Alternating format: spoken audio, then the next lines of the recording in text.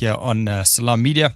We really appreciate you taking the time to join us here on Local Matters with myself, Ahmed Kaji. We are together for another 45 minutes or so.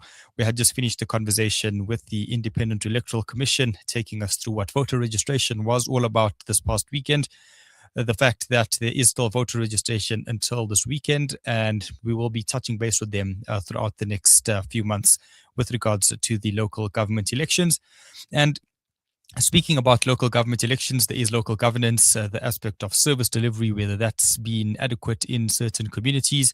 We have seen NGOs, community groups, residential associations, pulling their weight to ensure that their communities are still in the way that they would have moved in when they were 20 years ago, before any service delivery challenges. And one of those resident associations is in the form of the Emmarentia Residents Association.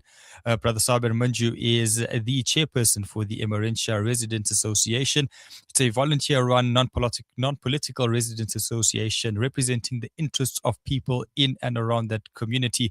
Brother Saber, barakallah and jazakallah for your time this evening. We really do appreciate you taking the time for us here on Salam Media and Local Matters. Assalamu alaikum. No, not a problem.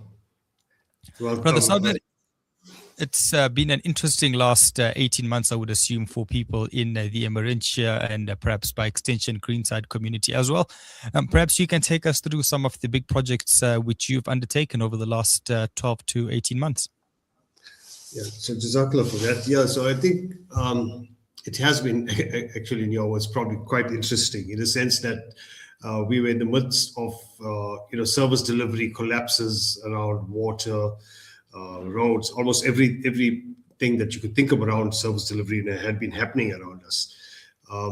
And I think that's when our organization stepped forward and started promulgating and asking residents, to get involved in taking over service delivery issues. And we started with quite a few bold initiatives. The first one, and one of the most boldest was our pothole restoration.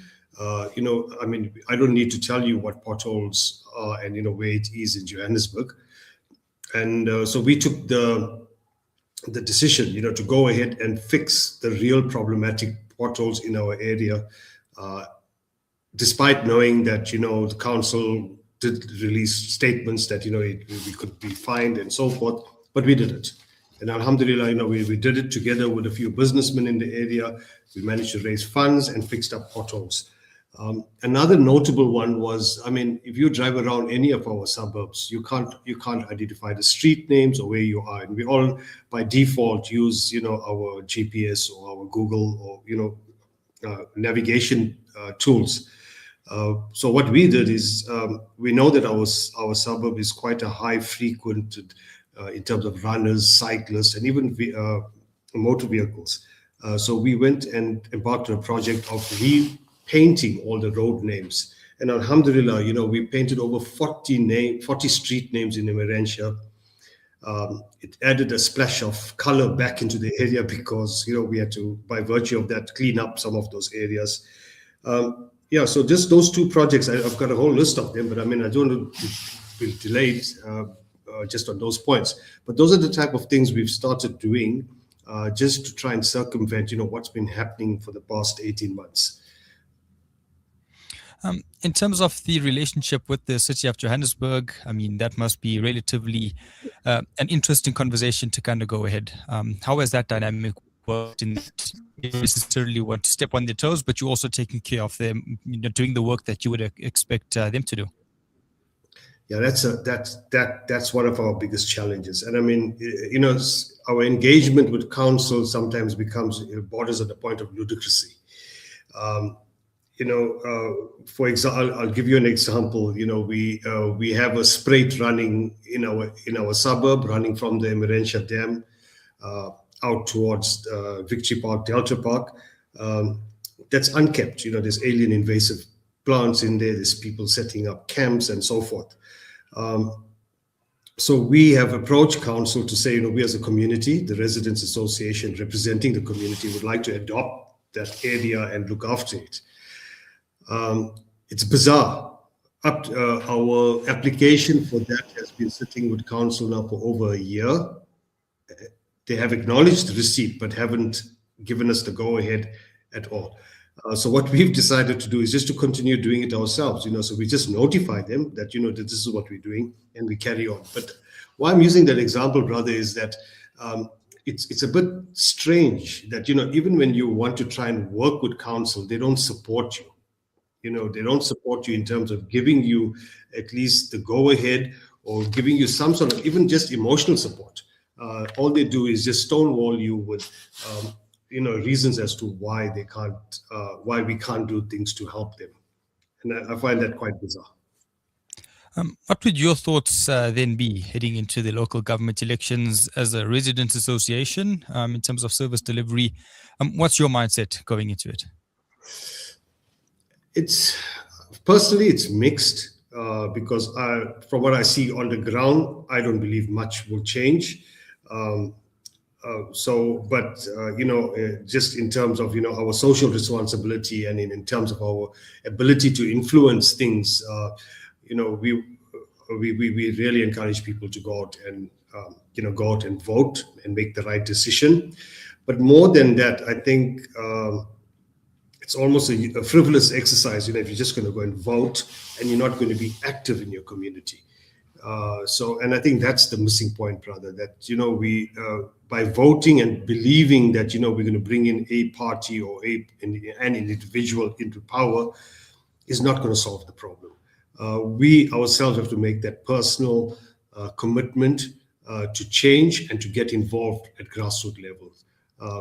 And start influencing things and trying to lobby things from that point up. Changing the top is not going to change the situation necessarily, because we all know politics is politics and will remain politics. But if we want long-time sustainable change, we as individuals need to get involved. Brother Saber, Manjoo, barakallah for your time this evening. I'm sure we will be also getting in touch with you in the next few weeks. There's a lot more to unpack from the Emmarentia community. Unfortunately, time is not on our side this evening. So, yeah, inshallah, we will be able to spend a bit more time with you and give the community the time that it deserves. But I'm sure the work that you're doing in your community isn't going unnoticed, and the community is eternally grateful for the work that you and the rest of the Resident Association is doing. Jazakallah for your time this evening. Ameen. Salam. That was Brother Saber Manjoo from the Emmarentia Resident Association, just taking us through some of the projects which they are undertaking, the challenges they're having with service delivery in the area, and just ensuring that some sort of change can be brought to their areas as well. It's important these kind of conversations and these kinds of actions to continue to take place, not just on a macro level, but also on a micro level. And that's what we are seeing with the Residents Association as well. It is 21 minutes past 8 p.m. Central African time here on Salam Media. There are other good stories happening in and around the country. It's not all doom and gloom, and it comes through to not just local government elections, but just helping those people who are vulnerable in and around our communities. And one of those is actually out in the city of Cape Town, an organization called Connect Performance. Their CEO, Mr. Murray Ingram, is about to join us to just take us through, just building some of these stronger communities through youth development. It's also a non-profit organization. They were founded just over 10 years ago, and in essence works with young people from disadvantaged backgrounds and, assist them in making their life a bit better. But I'm not really going to be taking you through it. Perhaps we can have the CEO and the founder and the brain behind all of this, Mr. Murray Ingram, take us through all of this. Mr. Ingram, thank you very much for your time this evening. We greatly appreciate it here on Salam Media.